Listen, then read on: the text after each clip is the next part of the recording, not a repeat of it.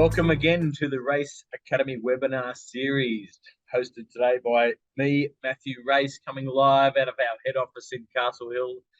Welcome everyone. As we are waiting as usual for every last stragglers to jump on board, I would like to go and have a quick look at where we're all coming from today. We've got people from Australia, New Zealand, Malaysia. Hello everyone from Malaysia. Canada, g'day. Across the world in Canada, Singapore and Fiji. Oh, with this cold weather, wouldn't you love to be in Fiji? So welcome again. Today's episode is preparation techniques for functional and aesthetic restorative dentistry. A really, really important topic for technicians to get what they need and clinicians to give technicians what they need. And there's a lot of new material science that's going around these days, different types of materials out there. So different types of preparations required to indicate each of those products and those materials. So we still have some people jumping on here. So I'll just run through a few of our events we have, which I'll run through at the end as well. But for those of you interested in aligners, we have demystifying clear aligner therapy for the general dentist. That's given by Dr. Luke Cronin on 24th and the 25th of May in Sydney. We have in Melbourne the same course, demystifying clear aligner therapy for the general dentist. In Melbourne on the 31st of May and the 1st of June. Auckland, for those of you in Auckland, come and visit us at the Race Lab for Race Aligners and ongoing oral care. I'll be over there for that one. That's exciting on Tuesday, the 28th of May. Then we've got a couple of master classes where we'll be bringing together the aligner therapy with the Master Aesthetic Veneers Symposium in a 2-day masterclass. I'm currently looking at Perth for the masterclass on the 9th and 10th of August. And in Auckland on the 13th and 14th of September. That information will be at the end of this course, so stay tuned if you need some more information. Just jumping on board to see how we're looking. Numbers still climbing. But yeah, well, let's get started. Anyone else can jump on board. If you do have any questions, as usual, try to type them in, then we'll address those at the bottom. If not, let's just jump straight into preparation techniques for the functional and aesthetic restorative dentistry. Yeah, very good topic. Very interesting topic. We have a lot of people asking continuously for information on where they can go to learn to prepare teeth in accordance to today's best materials science. So what is a tooth preparation? It's defined as the mechanical alteration of defective, injured or diseased tooth to best receive a restorative material that will re-establish a healthy state for the tooth for normal form and function. What I don't want to do today, and I know most of you watching today are clinicians, is to reinvent the wheel. I'm aware you guys know more about that than I do. So what I'm going to do is just touch on what it is the lab needs to better deliver in aesthetics and function for restorative restorations. So today we're going to be touching on path of insertion, round and incisal edges and occlusal edges. We look at we do a deep dive into retention and how to maximize that. Obviously, retraction is important. Reduction or clearance for the different materials. We can be far more minimally invasive today with the leading materials science or the materials we use to make teeth. Margins and their importance, undercuts, and of course preservation or conservation, as some people like to call it. We'll be addressing the black triangle disease. That's a big one for a lot of people, closing that black triangle. Diastemas, what's best to be done to close the diastema. Cut through preps, when you can and can't cut through preps, or when you should or shouldn't cut through preps, predominantly for veneers. Mixing preparation techniques, and I get this asked a lot for full mouth cases. Can we mix the preps, do a veneer here next to a crown there? And there are some value prosthetics, some value concepts we need to focus on. Talk about them today. We'll also do a shallow dive into drill radius compensation, why that's important with today's milling technology. We talk about taper and it's important with retention. Path of insertion, predominantly for bridges, but also crowns, and the importance of margins. So let's talk about the preparation. We're going to start with the black triangle because it's probably one of their biggest issues. Someone will go through and do 10, 5, 8, 6 veneers and end up with black triangle. And what we see most of the time is an insufficient preparation subgingivally. On the left-hand side, you'll see where this tooth here where restoration will merge off the tooth. Here's the margin here, and the tooth merges off there, and we end up with this over-contoured food trap, which becomes a black triangle. If I move over to the right-hand side, if we can create that subgingival result and emerge the tooth from a subgingival position, we don't have such an aggressive over-contoured ledge. We get a far more aesthetic result with far less food trap. So obviously the most important component is to sink that margin subgingivally sufficiently, 1 millimeter preferably, to ensure we can emerge that tooth off and get a nice contact with no food trap. Elimination of that black triangle. I'll introduce you now to the Tarnow rule. Dr. Tarnow created this where he said that if the distance between the cortical bone and the top of the contact area is less than 5 millimeters, then you have an 80% chance of soft tissue migration down into that black triangle area. So if you can, and you're looking for soft tissue management and migration, please feel free to drop a probe down there and measure the depth to the cortical bone to ensure our technicians can deliver a contact area, the top of the contact area, within that 5 millimeters for the best chance of that soft tissue migration. If it does go more than that and you do get greater than 6 millimeter, or if you get 6 millimeters, that soft tissue migration drops down to 55% chance that the soft tissue will grow back down and fill that papilla, decreasing the chance of that aesthetics. I think if it goes up to 7 millimeters, it drops down again to around 20–25%. So really important we keep our contacts high. Really important if you do have, little depth for your cortical bone, you can let us know. We can then plan our contact areas accordingly, because we really love it when the soft tissue migration and fills those black triangles in. It looks far better to do that than to try and emerge those crowns or veneers across to fill the gap. It looks far nicer when we get knifed in that soft tissue. So that's the Tarnow rule. Super important one for those of you who are doing veneer cases. Cut through preps. Here's a good example. I've highlighted the margins in yellow, and you can see the emergence need to take place from the black lines. Unfortunately, you'll see on the right-hand side between the 1, 2 and the 1, 1, you can see this margin stopping here. And then the emergence of those veneers end up here, and we get this huge palatal food trap. Same here. We've got a little diastema here to close that veneer to cut through. These preparations, albeit quite crafty, are insufficient when it comes to thought process. We can't emerge those veneer margins off and make contact. To do so, we're going to create those huge palatal food traps. Here's another case, great example of a case when it's done well. You'll see the disto-palatal corner margin, where we can emerge off the natural tooth here, hit the margin and come up to a nice broad contact area, and then over and around the other side here. Again, the mesopalatal corner where the margin stops from a cut through prep, we can emerge off the tooth here, come across here, make a nice broad contact area for our restoration.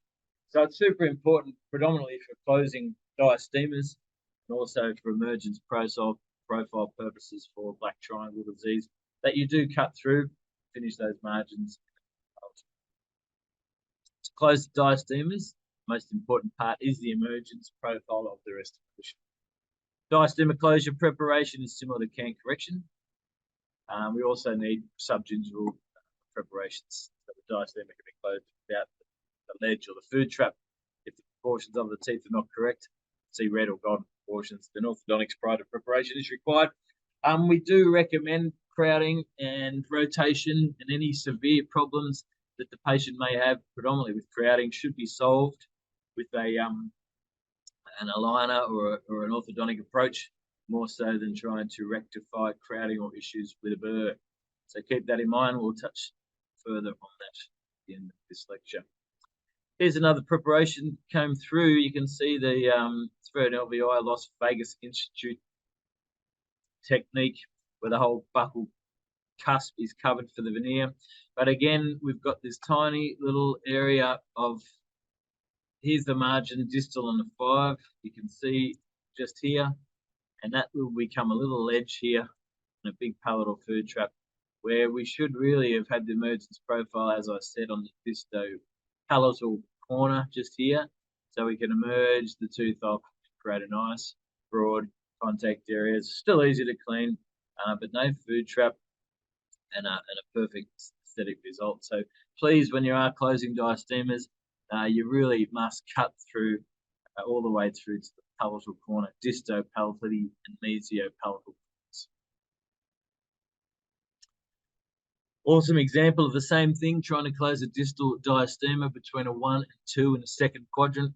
The preparation received here means that the veneer would have to lip out from that margin here to create any sort of contact area, where really it really needed to be down here. And if I just create the perfect result, if we cut through the preparation to the disto-palatal corner of the tooth, we will get a nice emergence profile out from here to the contact area. Super important, and one that we see a lot of the times not done correctly in a veneer department. Here's the correct place to be placing that disto-palatal. So the patient presents, we have a look at the diastemas here. We've got a bit of work to do, black triangle and diastema. We can have a quick look in here to see we've got the information required, but obviously with our cut-through preparations and the mesio-palatal corner preps, we can close that black triangle. I'm very confident that soft tissue will migrate down into that black triangle just here, because the Tarnow rule was run. So leaving in approximal contact, there are advantages of conservation of tooth structure and the preservation of enamel, but there are disadvantages as well. We just move this here, and that's risk of tearing the impression material below the contact area and difficulty in sectioning stone models. For those of you who are still living in the Stone Age and using traditional impressions, which we're happy to receive, if that's the way you want to do it. Most of the time these days, all these restorations are put through using digital workflows, but for those of you using traditional workflows, there's two big risks and disadvantages for cutting through. It's also difficult to access for margins and polishing margins, decreased aesthetics within approximal margins on show, and it's difficulty in accessing stain or caries.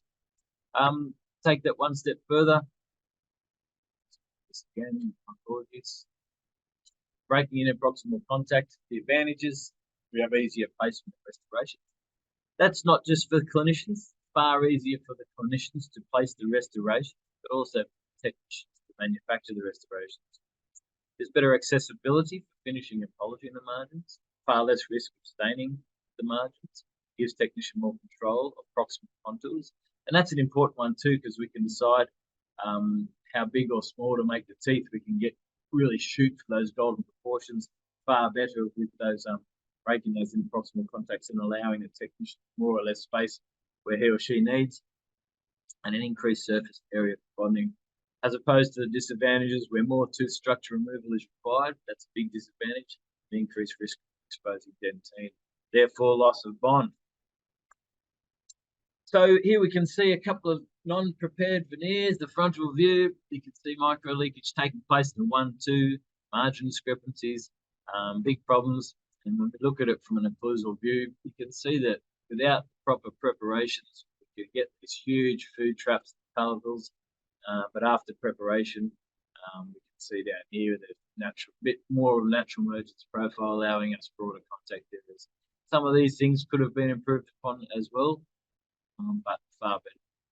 And on the other side of the arch, we see a similar thing, where down the bottom, those cut-through preparations, really, you can see this cut-through here to the mesio-palatal corner of the 3, which enables that restoration to emerge more naturally off that tooth into the broad contact area, but a far more aesthetic, far more functional, and a far more better result for longevity.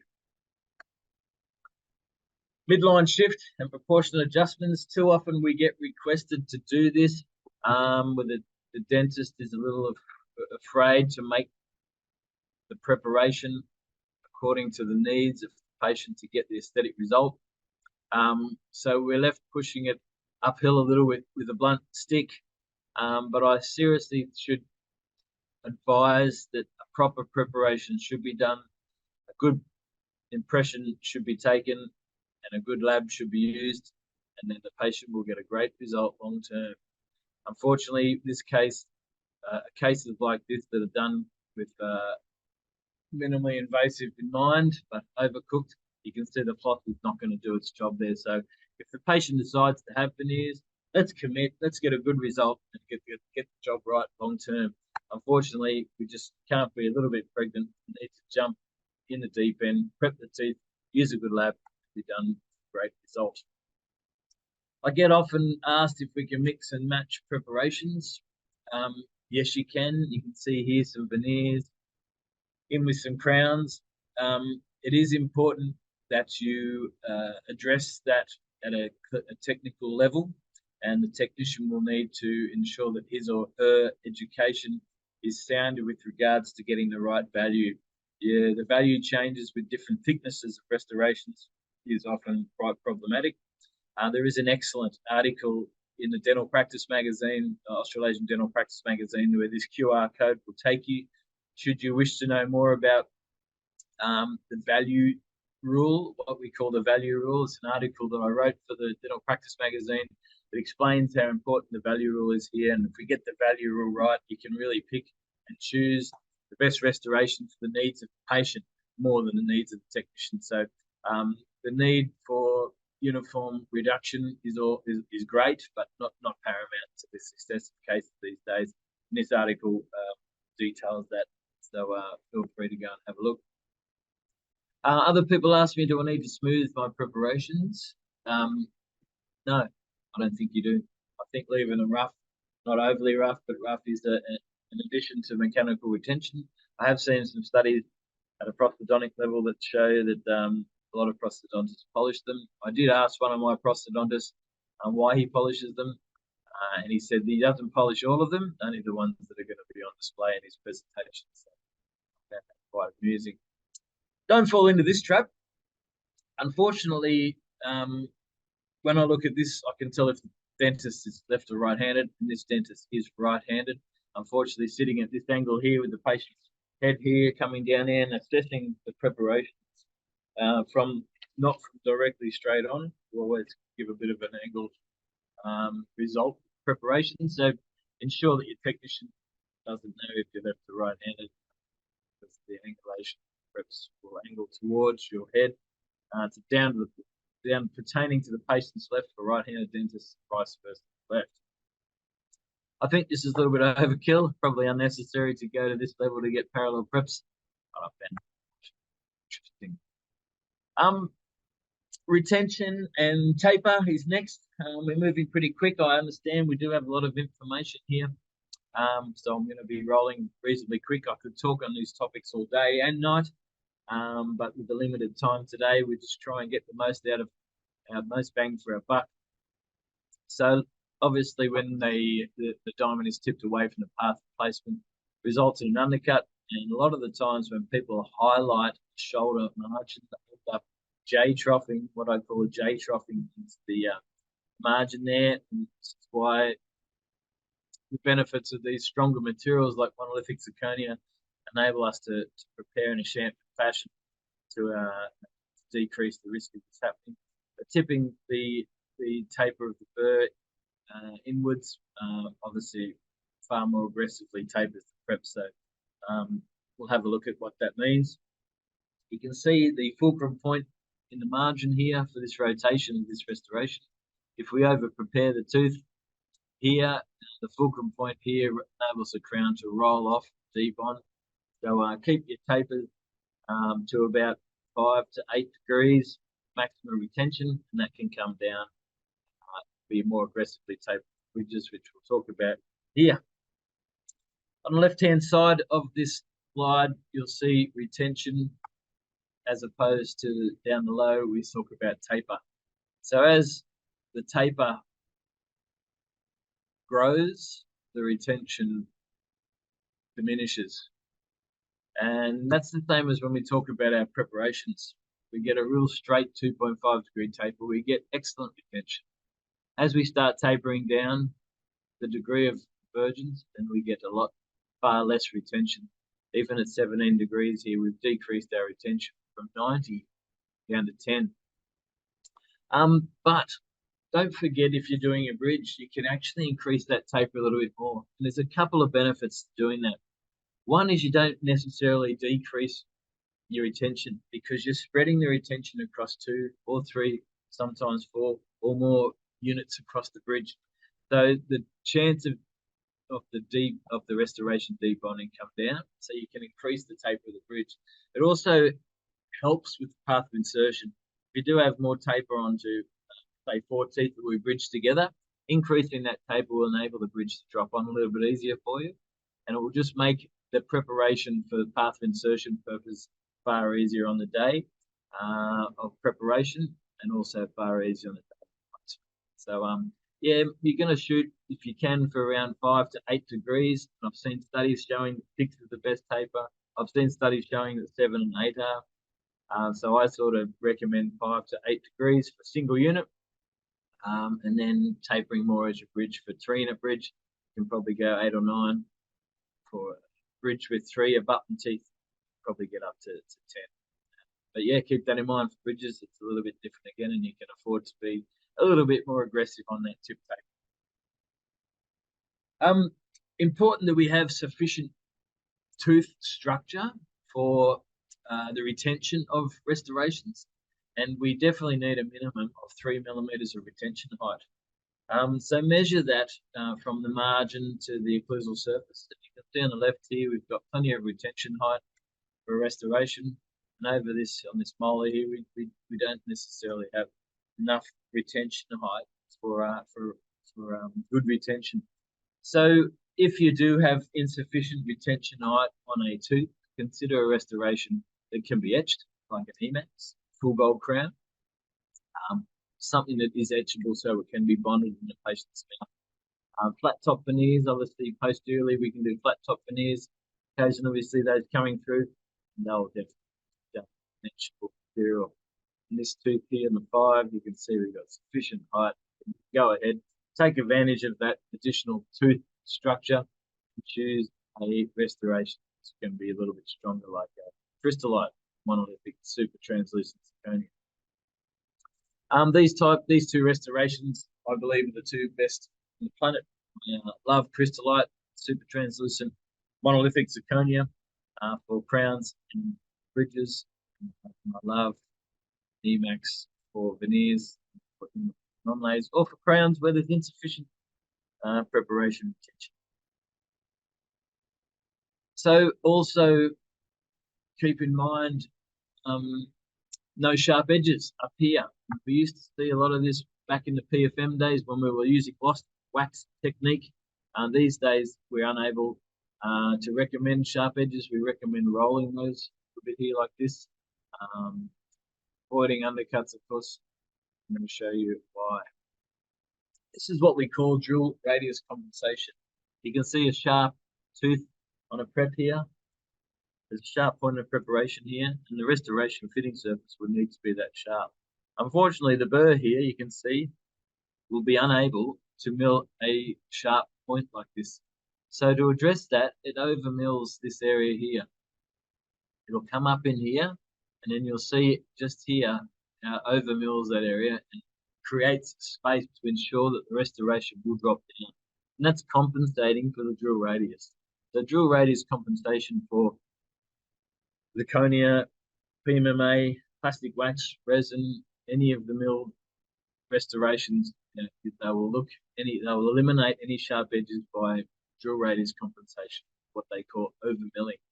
And that little material there will actually fill in with cement. It's totally fine.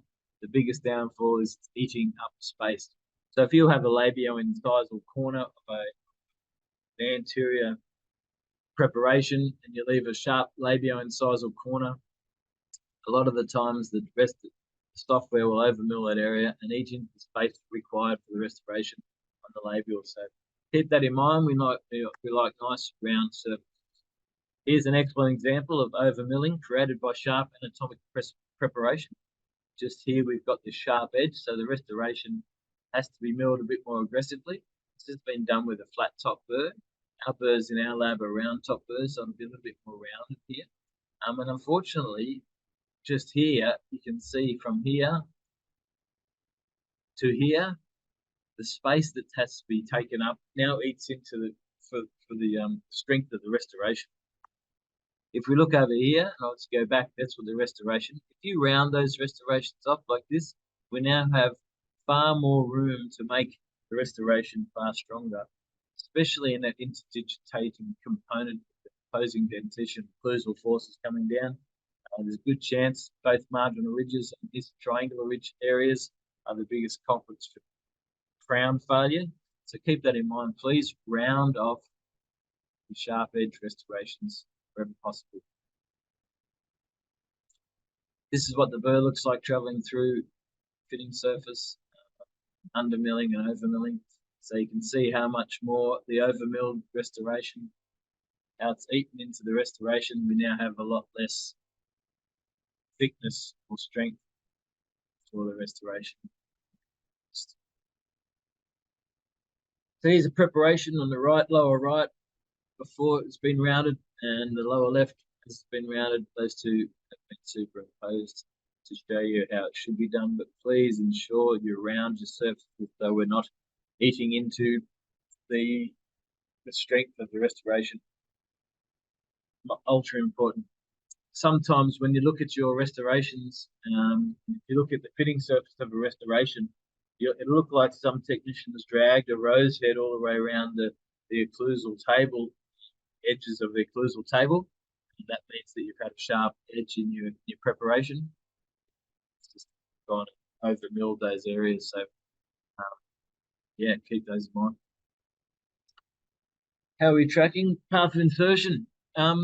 This is the big one as well. And a lot of the times it gets clinicians, some of the best clinicians we have, just go on a little bit of autopilot and forget that sometimes here the path of insertion of this case here, you can see the distal proximal wall, this preparation here is perfectly parallel with the mesial proximal wall, but because that creates a path of insertion, we now have a distal adjacent tooth, or the mesial contact area of the distal adjacent tooth, or should I say the distal contact area of this mesially adjacent tooth, disallowing the path of insertion of that crown to come down.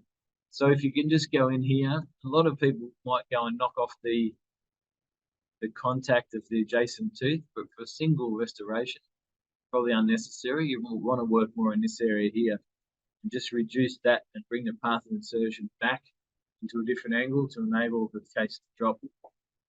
And you'll see that path of insertion for that case will be far better.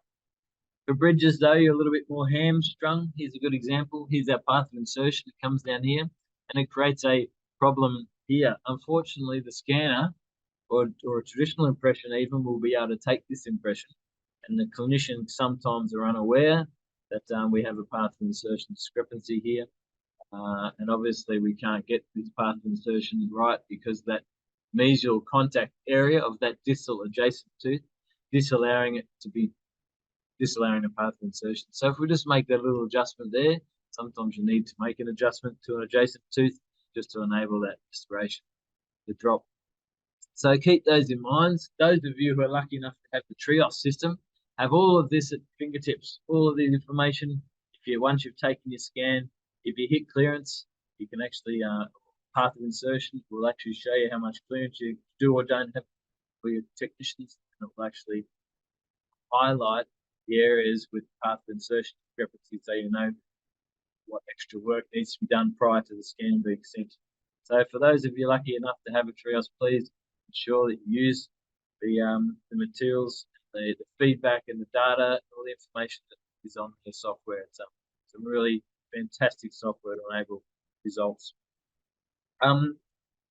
Apologies about the photo here. 1975 called and wants their picture back, but I found it a good one to describe. Some people say to me, I just have troubles figuring out how to get the path of insertion right between two bridge preparations.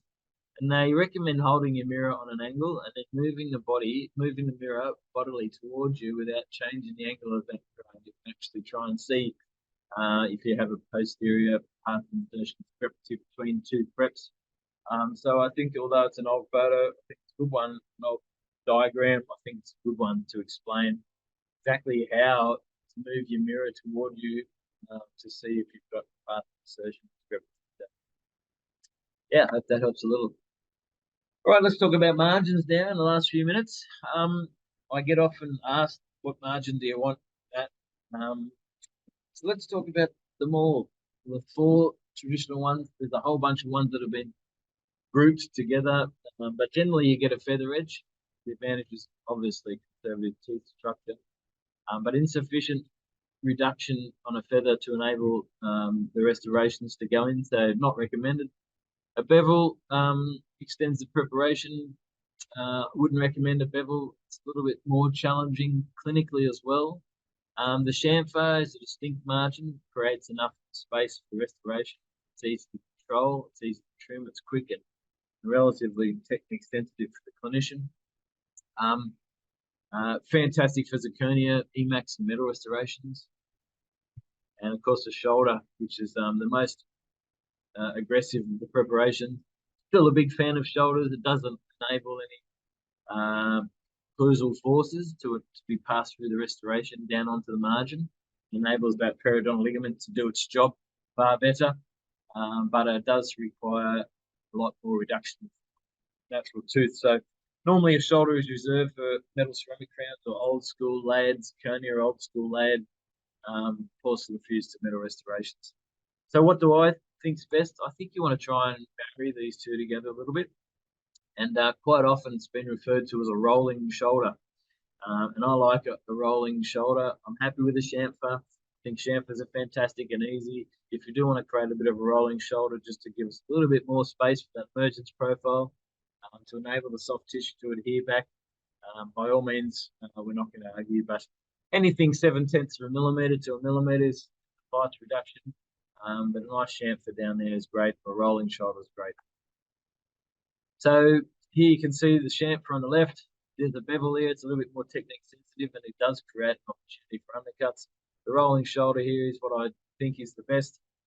Shoulder, letter D is a shoulder and a beveled shoulder. We're not seeing a lot of those these days. Compliments of monolithic zirconia and Emax being able to be done at 7/10 or even 1/2 for zirconia. So feel free for a chamfer or a rolling shoulder. I think are the best margin preparations, and the ones I recommend the most. For veneers, pretty similar. We've got a palatal chamfer, and I get asked this all the time when I'm cutting veneers.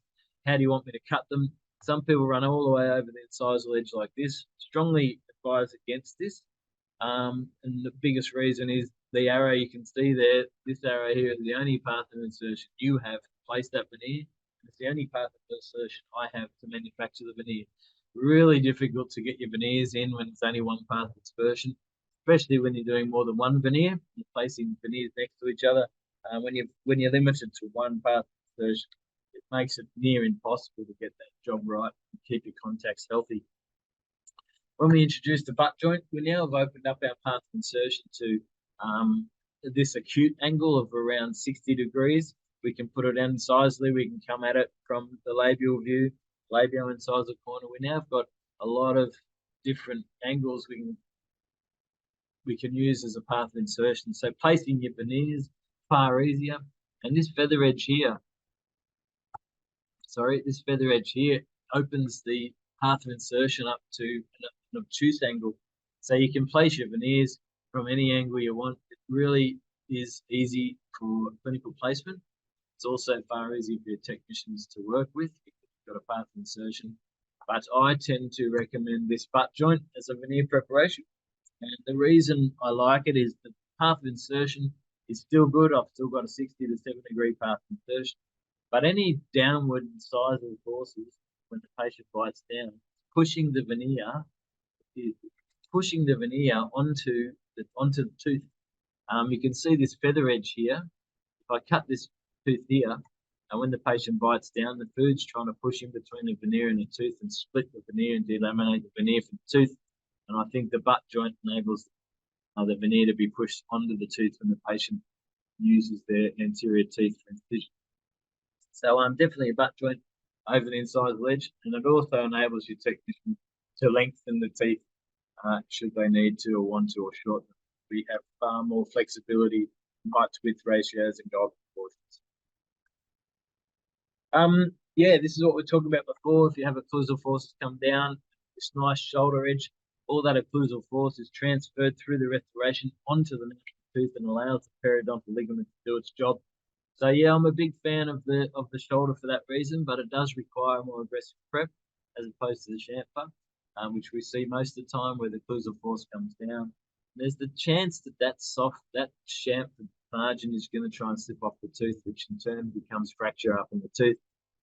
So there is something to be said around margins and shoulder margins. I think a rolling shoulder is the best of both worlds. So that's my recommendation and one I'll stick with. Crowding is definitely an issue. Crowded teeth are initially an orthodontic problem, not a prosthetic problem.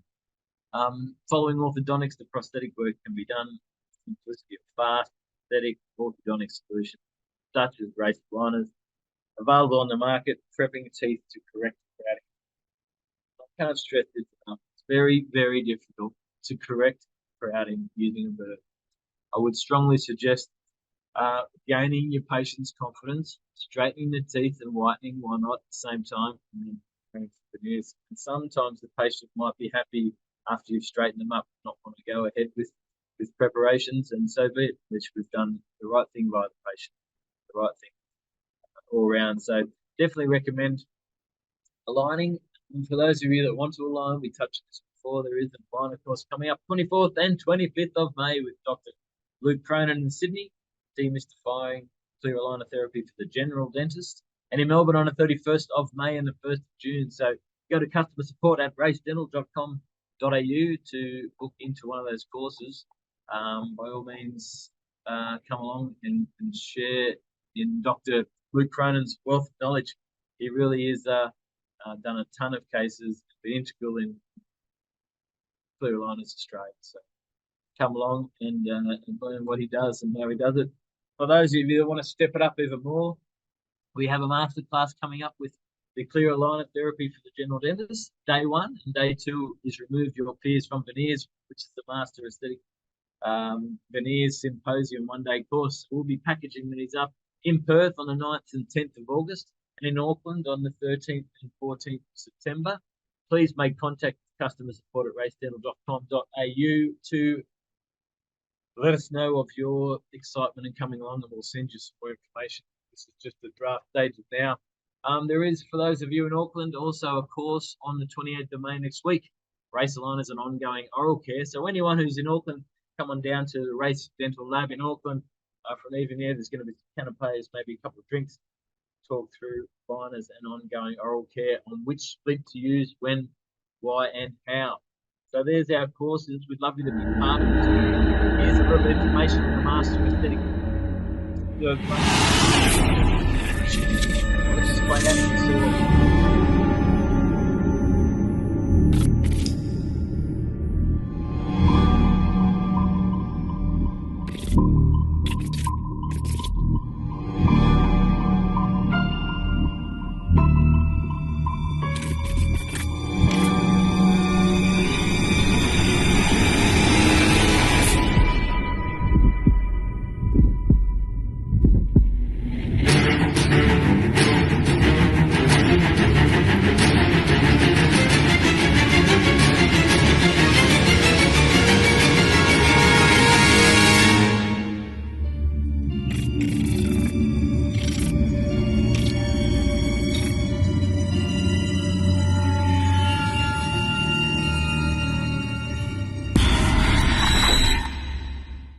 So come along and remove your fears from veneers with our masterclass in touch with our aligners. So come and let us know if you're interested at customer support at racedental.com.au. We look forward to having along with that. So remember, proper preparation prevents poor performance. Nothing more said to be done in regards to that. I've just had a look now. There are no questions. I must have answered a lot of those along the way. I'm pleased to know that I hopefully have done a reasonable job in that short time, albeit rather quick. Again, feel free to come along to those courses I mentioned. Any other information you'd like, or if you'd like us to bring a course to you, please contact us at